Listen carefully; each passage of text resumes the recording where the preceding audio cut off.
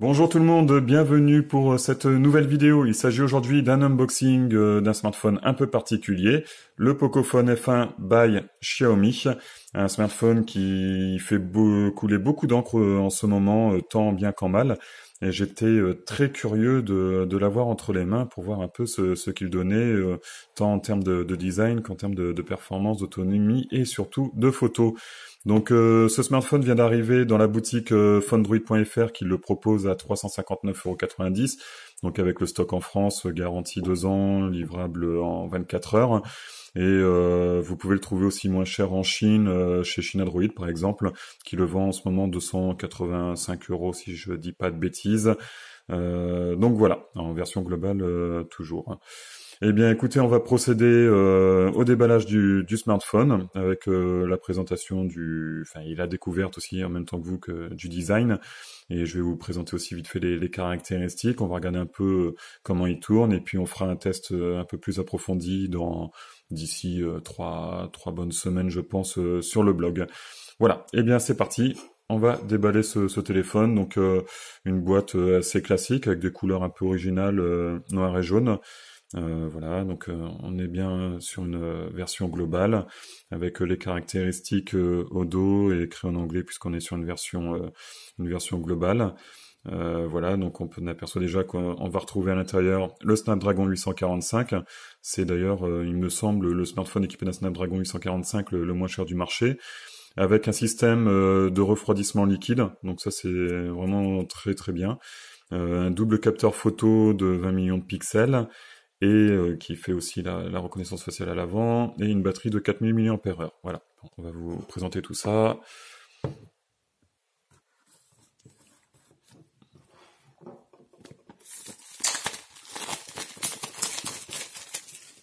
Alors, que nous réserve le contenu de la boîte? Comment ont-ils présenté ça?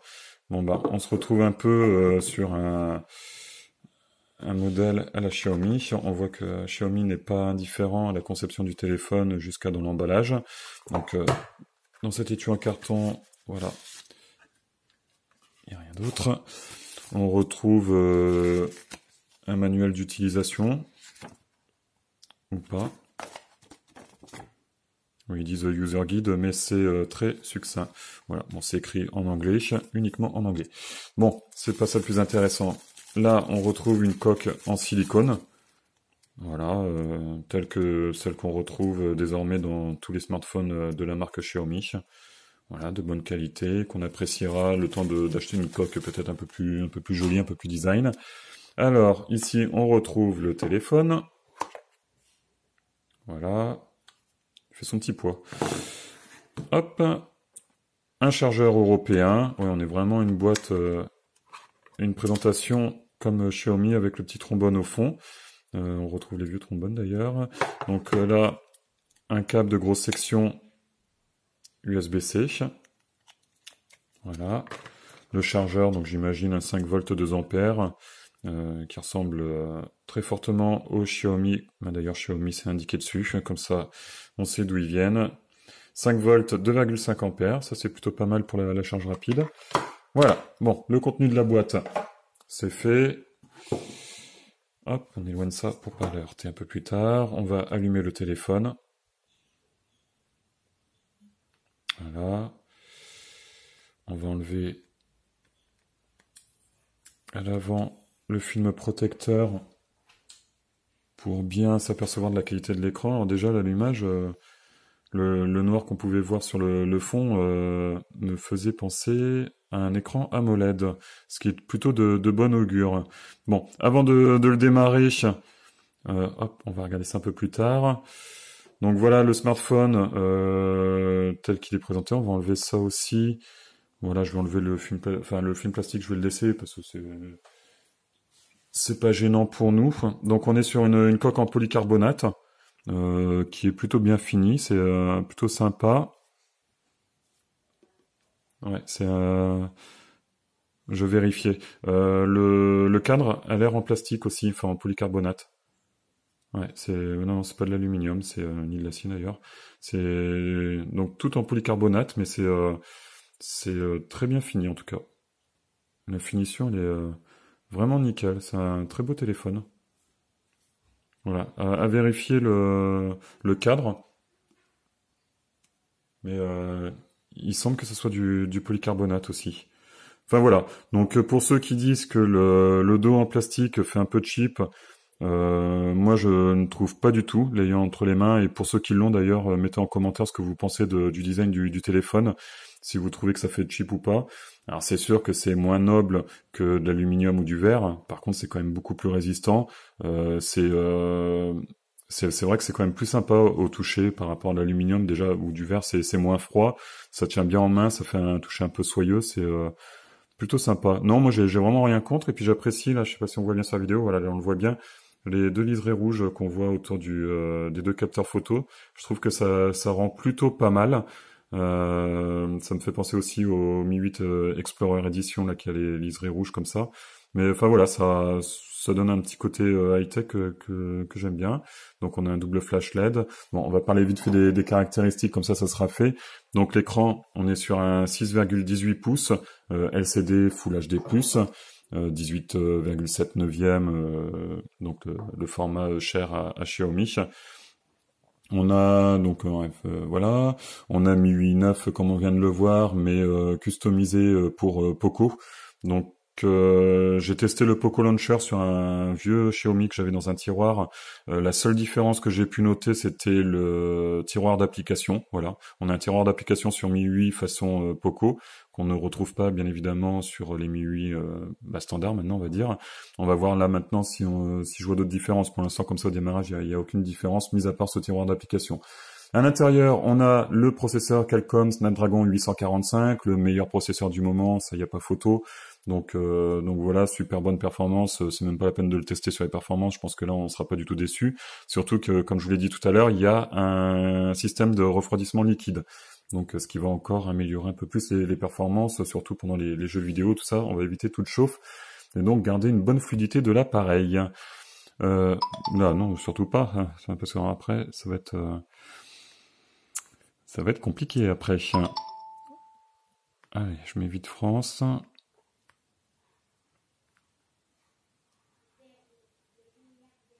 Voilà. Comme ça c'est fait, je risque plus de... Ah bah, on va aussi... je vais mettre mon code Wi-Fi, comme ça on va pouvoir voir s'il y a déjà une mise à jour qui nous attend. Voilà, bon, je termine avec les caractéristiques. 6 Go de RAM, 64 Go de stockage, extensible jusqu'à 256 Go via une micro SD.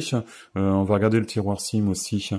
L'appareil photo, on a un double capteur photo à l'arrière de 12 millions de pixels qui ouvre à 1,9 et le second capteur 5 millions de pixels qui ouvre à 2. À l'avant, 20 millions de pixels avec reconnaissance faciale. On est en double nano SIM, on a le support de la B20, ça c'est important à dire, la 800 MHz. Pas de B28 par contre. 4000 mAh de batterie, 8,8 mm d'épaisseur, on est... Enfin voilà, moi j'aime pas trop les gros appareils, mais encore... Ouais, non, ça reste raisonnable. C'est sûr qu'avec une coque, après, ça commence à devenir un peu gros, mais bon. Et le poids, il est annoncé à 180 grammes. Ouais. Un bon 180 grammes en tout cas, parce qu'il fait son petit poids quand même. Oui, donc alors, le tiroir SIM. Hop, j'essaie d'attraper le trombone.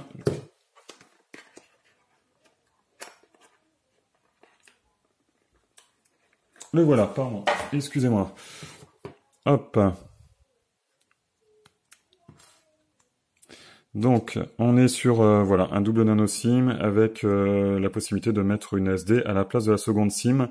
Mais comme vous pouvez le voir, on n'est pas... J'espérais qu'on puisse mettre les deux SIM plus une SD, comme par exemple sur le Redmi S2 et le Redmi 6 Pro ou Mi A2 Lite. Dernièrement, voilà. Bon, c'est déjà pas mal qu'on puisse mettre une SD, surtout avec un Snapdragon 845, ce qui est assez rare, hein. Enfin sur cette gamme d'appareils. Voilà, je suis connecté à mon Wi-Fi. On va continuer le paramétrage très rapidement. Donc on ignore cette étape puisque j'ai pas mis de SIM. Recherche des mises à jour. Configure en tant que nouvel appareil. Bon, comme vous pouvez le voir, on a des bordures quand même fines sur les côtés, ça reste acceptable. L'encoche qui est pour moi vraiment trop grosse, ça c'est vraiment dommage de mettre des encoches aussi grosses. Surtout que non, on va ignorer ça. Surtout que j'ai vu que en fait ça n'affichait aucune notification. Ici l'heure va s'afficher et voilà, donc on n'a aucune notification et je trouve ça vraiment dommage. Ça c'est quelque chose pour moi de rédhibitoire. Donc c'est vraiment dommage. Alors un élément non, pour la vidéo c'est pas nécessaire. C'est compris. Hop, on va pas s'embêter avec ça. Voilà. Ben non, parce que définir le mot de passe. Allez, on va mettre une empreinte vraiment pour le tester. Voilà.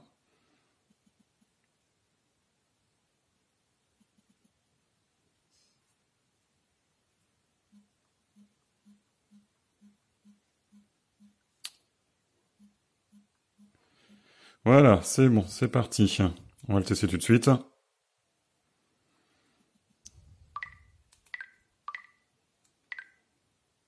C'est de l'instantané, c'est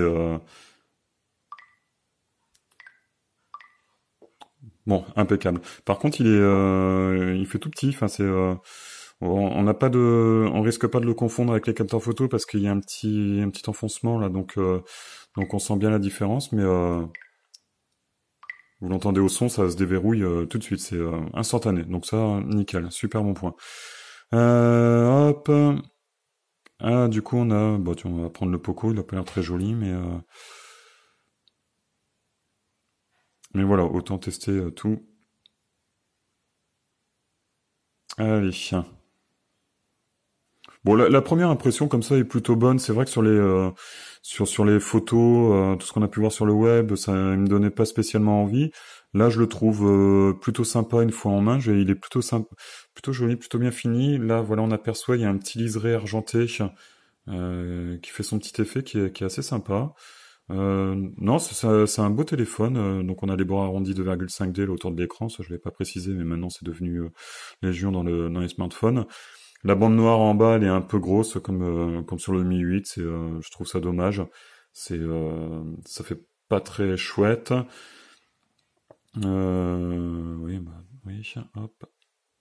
Donc voilà. Voilà. Bon, on est quand même sur voilà, dans ce que je disais, on a cette fois un tiroir d'application.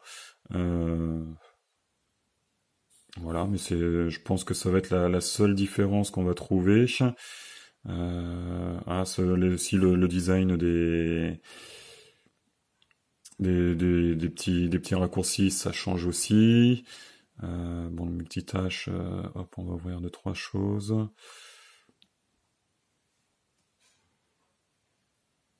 Voilà. Quelle est la gueule du multitâche? Bon, ben voilà, ça c'est propre à MIUI, il n'y a pas de souci.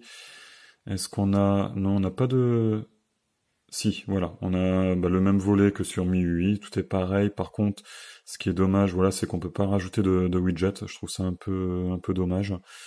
Qu'est-ce qu'on peut regarder d'autre? Bon, on va faire un petit tour dans les paramètres. Donc, à propos du téléphone, apparemment, j'ai une mise à jour.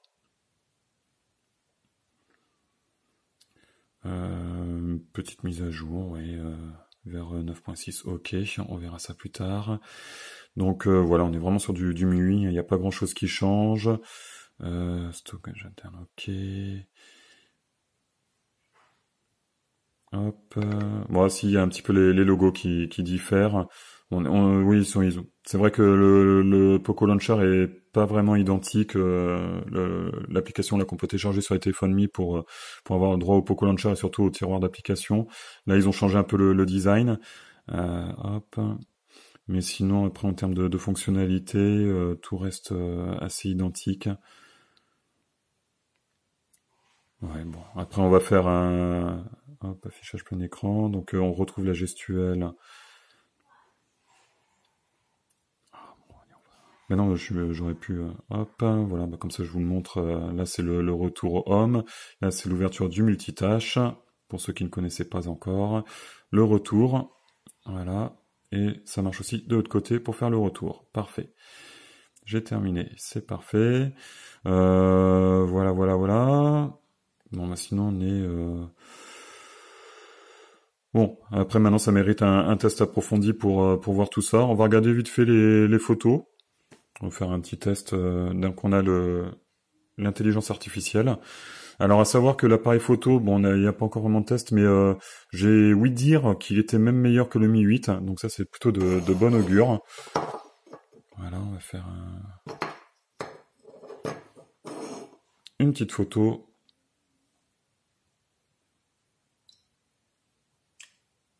Bon, l'autofocus est plutôt rapide. C'est vrai que c'est assez net. C'est plutôt pas mal comme ça. Bon, après, c'est juste une photo prise à l'arrache, mais c'est propre en tout cas. Ça a l'air plus que correct. Une bonne gestion de la luminosité, ça a l'air vraiment pas mal. Hop. Eh bien voilà, c'est tout ce que je pouvais dire aujourd'hui. C'était surtout pour vous présenter le déballage, le design, le contenu de la boîte, rapidement le Poco Launcher et puis les caractéristiques de l'appareil. Non, ça me fait plutôt une bonne impression comme ça. J'étais pas fan avant de le voir, mais maintenant que je l'ai en main, ouais. Si ce n'est cette encoche malheureusement qui gâche un peu le plaisir. Voilà. Donc par contre, ah oui. Ouais, voilà, c'est bien ce que je disais. Donc, on a l'heure qui s'affiche là et qui prend la place des notifications. Là, on n'a pas la place. Donc ça, c'est un peu dommage. À savoir que Pocophone, enfin le patron de Pocophone a réagi récemment en disant que il travaillerait peut-être sur une mise à jour pour pouvoir remplacer l'heure par des notifications. Mais bon, là, on pourra afficher 2 voire 3 notifications, pas plus. Et puis ils ont écouté aussi les reproches faits par rapport au DRM qui empêche de lire les applications telles que Netflix ou Molotov TV. Donc voilà, au moins ça montre que qu'ils n'ont pas sorti un téléphone comme ça, histoire de sortir un téléphone. Il y aura apparemment vraiment un suivi logiciel et ils sont plutôt à l'écoute des utilisateurs. Donc ça c'est plutôt de bon augure pour les prochaines années pour la marque Pocophone. Voilà. Bon bah écoutez, j'espère que cette petite présentation vous a donné envie d'en savoir un peu plus sur ce téléphone. Honnêtement, c'est vraiment une bonne impression que j'ai sur de prime abord comme ça. Ça semble plutôt pas mal. Voilà. Après moi, personnellement, j'ai du mal à m'y faire à cette encoche, la bande noire que je trouve encore un peu trop épaisse. Mais c'est plutôt pas mal quoi. Je pense qu'à ce prix-là, avoir un 845 avec un refroidissement liquide et puis un excellent appareil photo. Je pense que ça peut vraiment être une excellente affaire. Voilà. Bon, je traîne pas plus sur cette vidéo qui est déjà bien assez longue. Et je vous dis à très bientôt pour une prochaine vidéo. Je ne sais pas encore, il faudra attendre un peu que les nouveautés sortent maintenant. C'est un petit peu ralenti, mais voilà. Bon, bah écoutez, je vous tiens au courant de l'actualité des smartphones sur le blog. Dès que j'ai un nouveau téléphone en main, je vous fais une petite vidéo de présentation. Et en attendant, je vous souhaite une bonne fin de journée, une bonne soirée, et je vous dis à très très bientôt. Allez, ciao, bye bye.